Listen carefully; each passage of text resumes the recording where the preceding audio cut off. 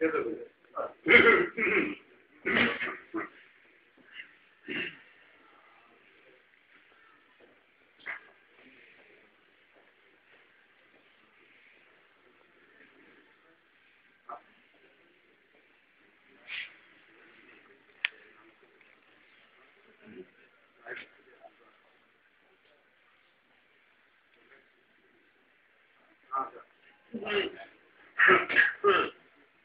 По нашите православни традиции, всяко добро дело посветено на Божията слава, започне с църковното изкупение, в случая отваряната инициативата, сами в християнския дух.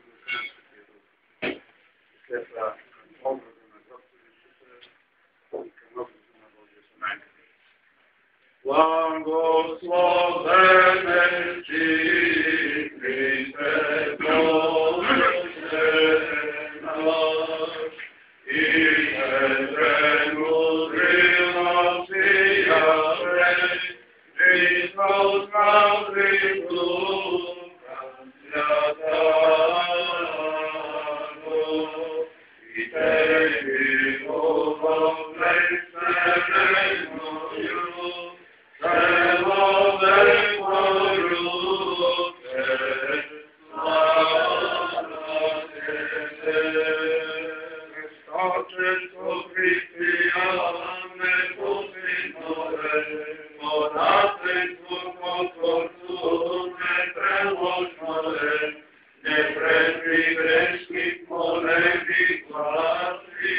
но презария благая на послушна, верно служители, ускори на молитву и почитана умоление, предстателствующий Христо, Богородице Чустика.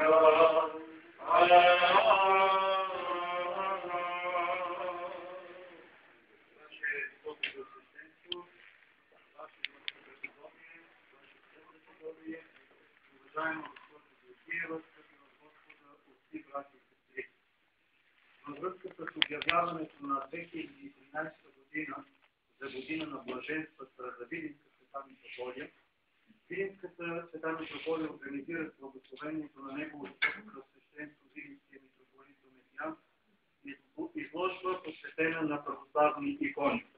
Икони, които са нарисувани от всечестните сестри на Христовската света обител, изследено на светите Радиотин и Методий, това е свещение.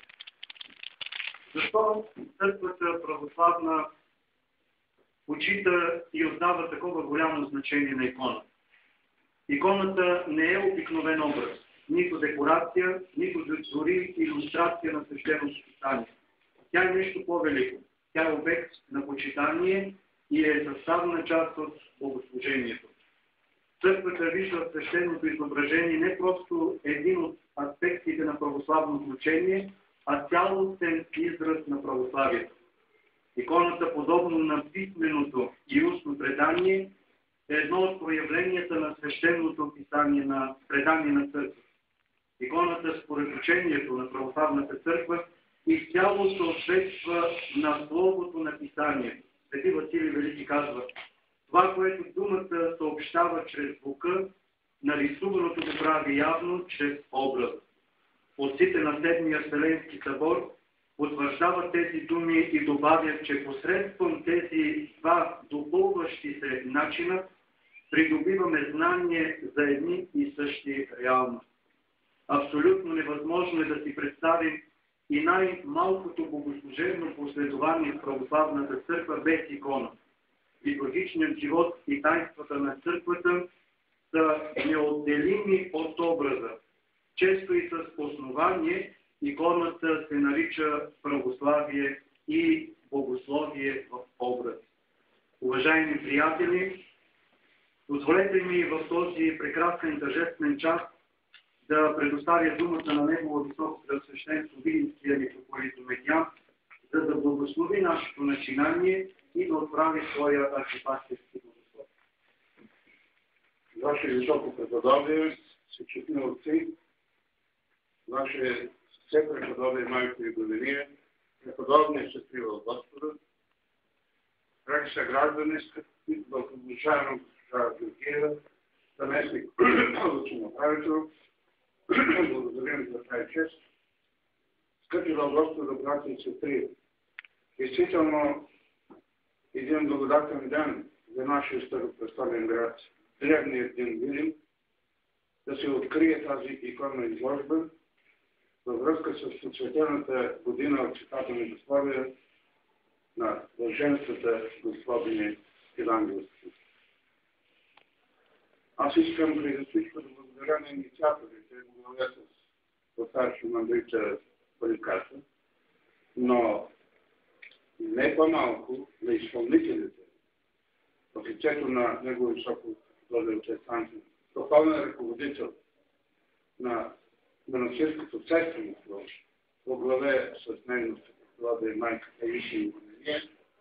И както виждате пред вас, нашите мили преподобни сестри, които усърдно се трудят във всички области на духовния живот и не по-малко старание по Божия дар да общуват с небесата, небесната църква и да освобождават по наш човеците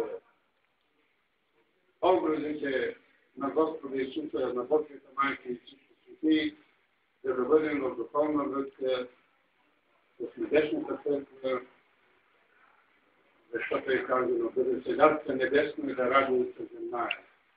Когато имаме връзка с небесната църква, която е съставена, благословена от триединого Бога и християните свети, ние можем по-усърдно и лесно да придобием мъдростта Божия, да имаме в живота пътя и истината и живота, който е Христос, под покрова на Божията майка.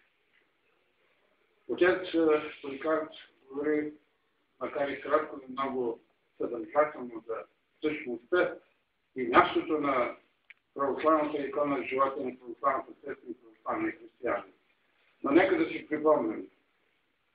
Първият образ, който е нарисуван, поне по предание, свещеното предание, образа на Божията майка от светия апостол, художник и лекар Лука, евангелист, е бил образа на Божията майка. И думите на Божията майка, когато е видяла своя образ, ето, който да стане пред мен, няма да го оставя без милостта Божия. Сълзите ще изтрия и ще има духовната радост в живота. И до днес в православния свят имаме безброй чудотворни икони.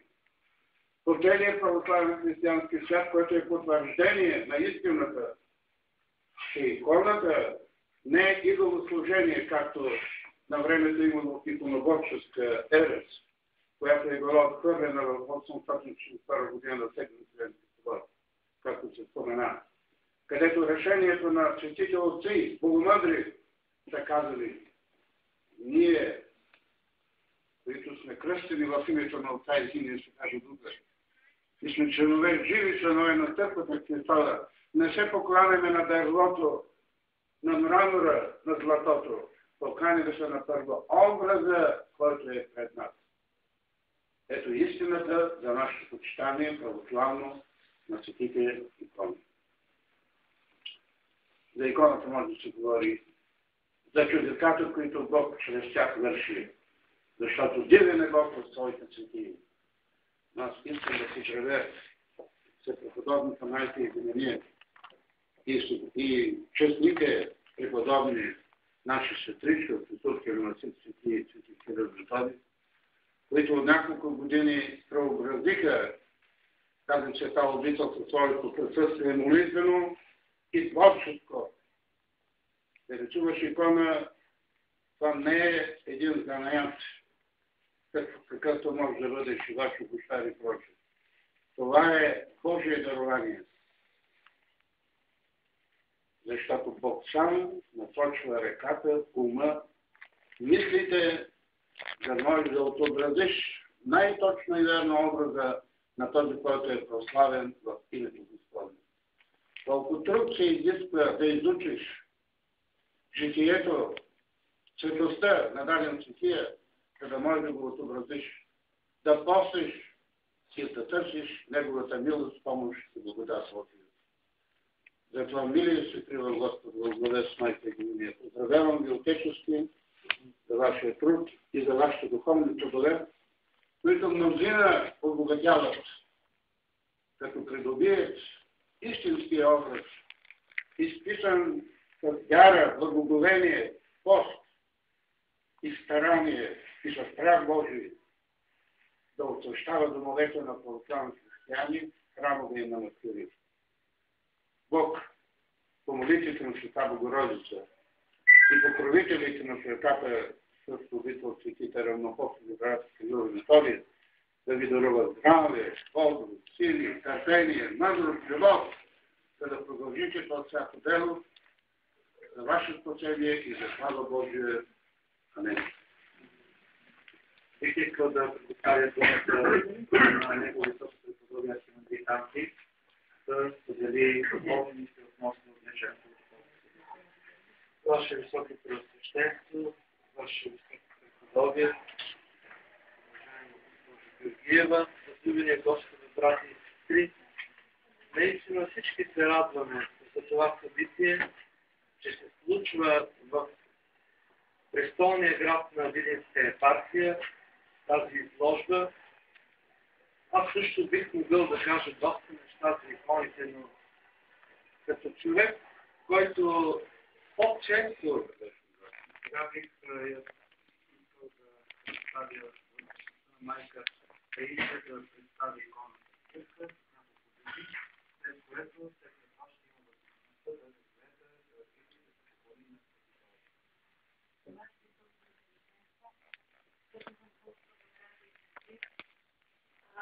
именно нашето иконописно ателие Сестринското, което започна да рисува 1997 година, се използва от Охридска иконописна школа, която датира от 9 век. И почти всичките материали, които се ползват и самата изработка на иконата е от този период. Значи от светителци, които са започнали да рисуват в Охрид. Тук имаме, значи, 4 естетико. Зето, повечето от иконите се вистерство на Пресвета Богородица, на Господ Исус Христос, на Свети Йоан Кръстител имаме икони и на други светци, Свети Николай, Свети Димитър, Света Петка. Може, значи, да започнете от там от стаята и нататък да ги разглеждате икони. Благодаря, Марко.